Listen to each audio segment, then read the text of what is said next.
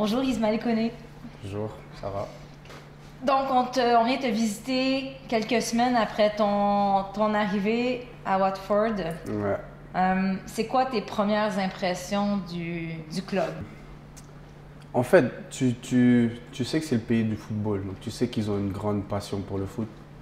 Mais je crois que c'est différent, comme je dis toujours, c'est différent d'entendre quelque chose, de le vivre.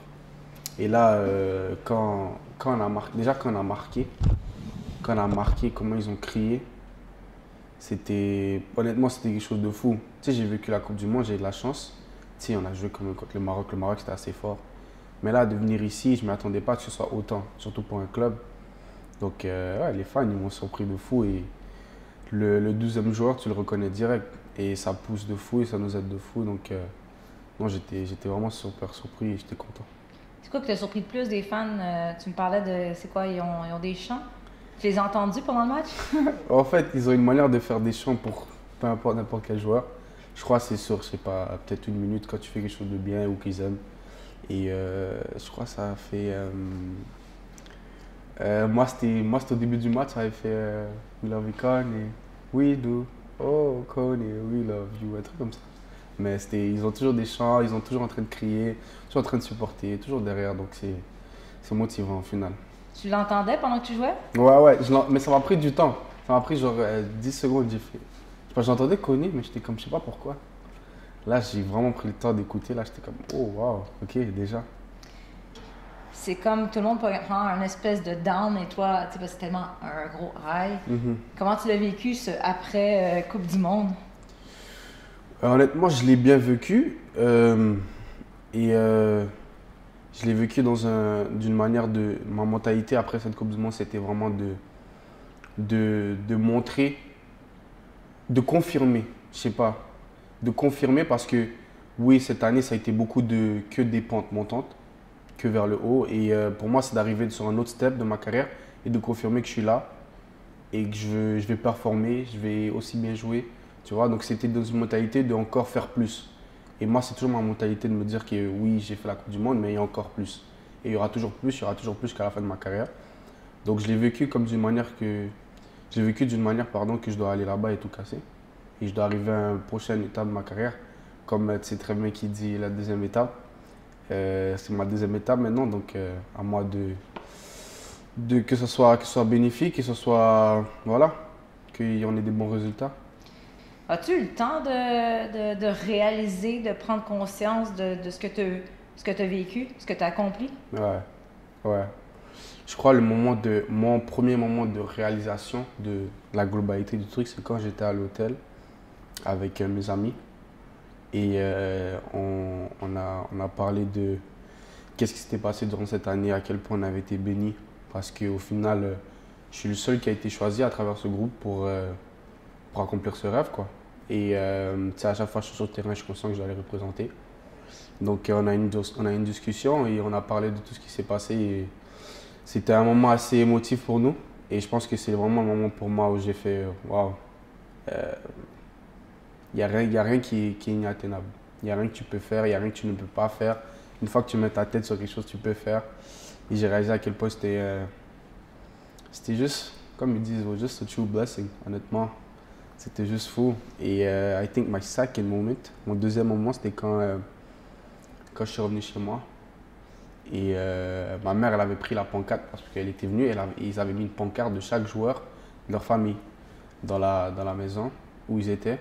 Et elle a ramené la pancarte à la maison. Et quand j'ai vu cette pancarte, et on était assis au salon et on parlait, tu vois. Et c'était un moment de réalisation. Tu sais, je l'ai fait, je lui ai montré que je suis capable. Euh, je lui ai montré que quand je suis capable, quand je mets ma tête sur quelque chose, je suis capable de le faire. Et voilà, c'est des petits moments comme ça avec les gens que j'aime bien, que j'aime sur que je veux dire, qui me font réaliser que voilà, j'ai atteint mon rêve, je les rends fiers. Et puis voilà, il y a encore plus à aller chercher, c'est pas fini, mais au moins j'ai déjà fait un petit bout de chemin, quoi. Tu viens d'arriver, puis t'hésites pas à me parler de tes objectifs, tes ambitions, Ligue des champions un jour. La ligne est mince des fois entre la confiance et l'arrogance.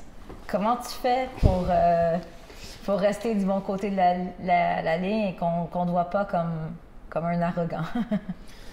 Ben, honnêtement, je pense pas que je suis quelqu'un d'arrogant. Si tu me connais, vraiment, tu peux pas dire que je suis arrogant. Je suis quelqu'un, je souris tout le temps. Tu peux dire n'importe quoi, ça me fait rire. Je suis pas quelqu'un qui va me prendre pour quelqu'un d'autre. Je suis pas quelqu'un qui va penser que parce que maintenant je suis rendu ici, que... En fait, on a parlé de ça. Je te disais que je viens trop loin. J'ai trop vécu, j'ai trop vu de gens qui ont coulé et j'ai l'opportunité vraiment de changer la vie des gens autour de moi, de prendre ce nouveau step, de les amener plus haut. Donc, c'est pas maintenant que j'ai un peu que je vais me permettre de tout arrêter. Comme je t'ai dit, de mon objectif personnel, il y a toujours encore plus. Mais comme je viens de t'expliquer, dans la vie de tout le monde, je peux changer la vie de tout le monde. Donc voilà, pour moi, c'est pas maintenant que ça va s'arrêter. Le travail va continuer jusqu'à ce que Dieu veuille plus que je joue. Et voilà, pour moi, c'est vraiment le travail jusqu'à la fin. Et c'est le travail qui m'a amené jusqu'à là. Donc c'est pas maintenant que je vais arrêter. Maintenant, tu as quand même les moyens de te payer autre chose qu'un vanille française ou un McDo. Hein? Qu'est-ce que ça a changé dans ta vie? Concrètement, y a-tu... Ça change le fait que je peux prendre soin de ma mère. Ça change le fait que les projets au long terme qu'elle a, on peut les commencer maintenant. Parce que Dieu merci, j'ai les moyens. Ça change le fait que je peux prendre plus soin de moi. Ça change le fait que ça fait juste un gros relâchement. Parce que voilà, ma mère, c'est quelqu'un qui a toujours travaillé.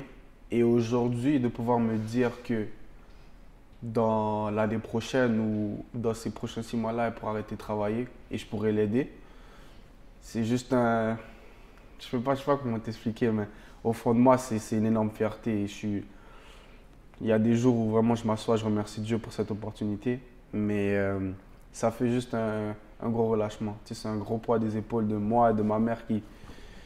C'est un gros poids qui quitte les épaules. Donc, ouais, comme je t'ai dit, ça me permet juste de plus prendre soin de ma famille et de mes proches.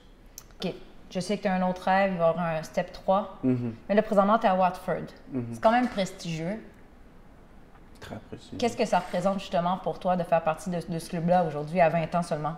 Pour moi, c'est un truc de fou, venir partir de Montréal et venir à Watford. C'est un truc de fou. C'est un club légendaire quand même. C'est un club qui joue la première ligue. C'est un club qui monte et qui descend souvent, mais c'est un club de première ligue pour moi. Les installations, tout ce que je vois, le projet, c'est une mentalité de haut niveau. Donc, pour moi, c'est un truc de fou quand j'ai vu l'offre. Après, c'était pas le bon moment pour moi de commencer à parler de l'offre avec mon agent parce on finissait les playoffs, j'allais rentrer pour aller au camp de Barin pour me donner une chance pour la Coupe du Monde. C'était pas le moment, mais c'était quand même Watford, quoi. Donc, pour moi, d'être ici et d'arriver dans un projet où on veut que je joue, on veut que je progresse, on veut exploiter mon potentiel au maximum, c'est un truc de fou. C'est un truc de fou. De fou. Tu as des objectifs, tu es ambitieux, tu es rêveur. Qu'est-ce qu'on souhaite à Ismaël Koné? C'est quoi le plan? C'est quoi l'objectif? Que tout le monde peut me souhaiter, vraiment, c'est ce que Dieu a pour moi, que ce soit pour moi. Vraiment, et quand je dis ça, c'est que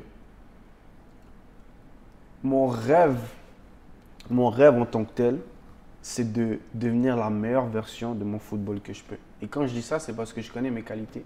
Et je sais que si je suis dans un état d'esprit où je suis concentré, et je suis dévoué, je donne tout, il n'y a pas de limite pour ce que je peux faire.